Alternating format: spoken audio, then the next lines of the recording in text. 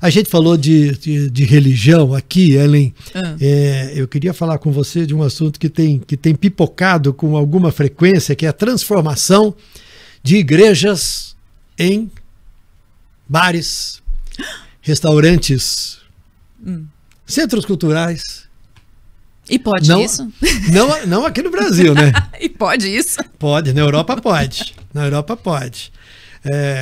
Essa semana surgiu uma notícia na Bélgica, e surgiram notícias disso que está acontecendo na Bélgica. Olha só que bonita.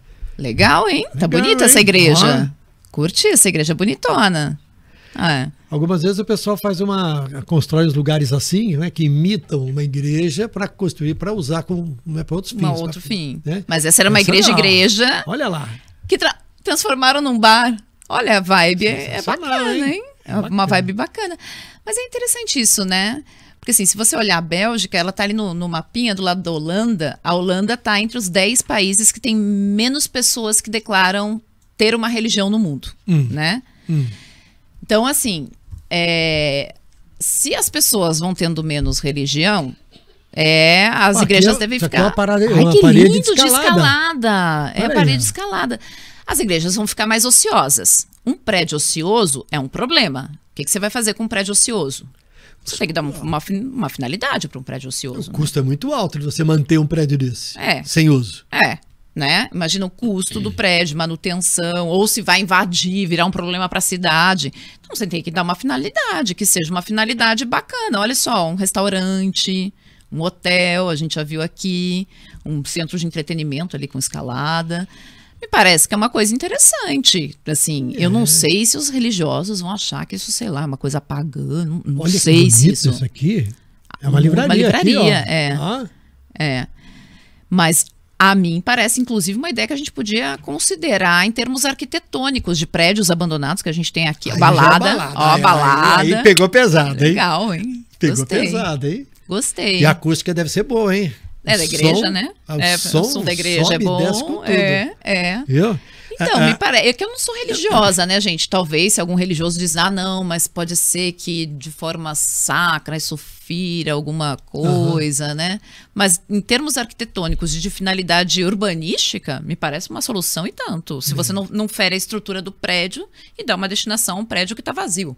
Né? Então parece interessante. Eu estava vendo que na Bélgica 85% da população diz que tem alguma formação religiosa, né?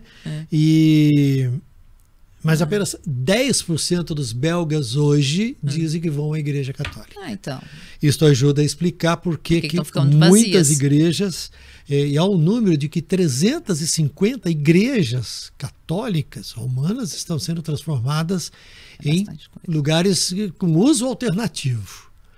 Certamente, para quem é obrigado a manter esses lugares, o problema financeiro talvez seja resolvido, desde que a população religiosa não se sinta atingida ou desrespeitada. Mas, enfim, né? Porque eu acho que assim, você tem dois problemas, duas situações, digamos assim, né? Eu lembro que aqui em São Paulo, uma época, quando o Haddad era prefeito, ele queria sepultar animais no mesmo cemitério das pessoas, porque havia um problema sanitário no sepultamento de animais, não sabia o que se fazia e tal. E aí foi uma briga danada, até que eu acho que foi um rabino, um padre, um pastor conversar com Haddad e o convenceram com argumentos teológicos de que não podia acontecer isso, né? E se desistiu da ideia, porque tinha argumentos lá teológicos de que isso era uma coisa que não podia rolar. Então, assim, talvez religiosos tenham argumentos teológicos, né, argumentos de fé, de que isso pode ser uma coisa não legal. Agora, em termos urbanísticos, você tem um prédio, tamanho de uma igreja, numa cidade, na Bélgica deve ter cidades minúsculas, porque é um país muito pequeno. Ocioso é um problema, né? É um problema de gerenciamento da cidade. Então, o que você precisa fazer? Preciso dar um destinamento para esse prédio. Mas é uma arquitetura aqui que precisa ser preservada. Quem tem grana para preservar a arquitetura e dar um destino para esse prédio? Aí a história é essa. A gente olha que as organizações, por exemplo, da Igreja Católica, né, as igrejas, as paróquias, lutam com uma dificuldade enorme para manter os prédios. Os prédios mais antigos, então, que necessitam de uma manutenção mais cara, mais cuidadosa, né, que você tem que usar estudiosa, você não pode pintar de qualquer jeito, fica tudo muito mais difícil e algumas vezes a gente vê que os prédios vão sendo, com o tempo, destruídos, né? Agora aqui nós já temos, por exemplo, em Minas Gerais, nós temos muitas vezes o uso das igrejas como lugar para concertos de música clássica ou concertos musicais. E Minas é um estado extremamente católico.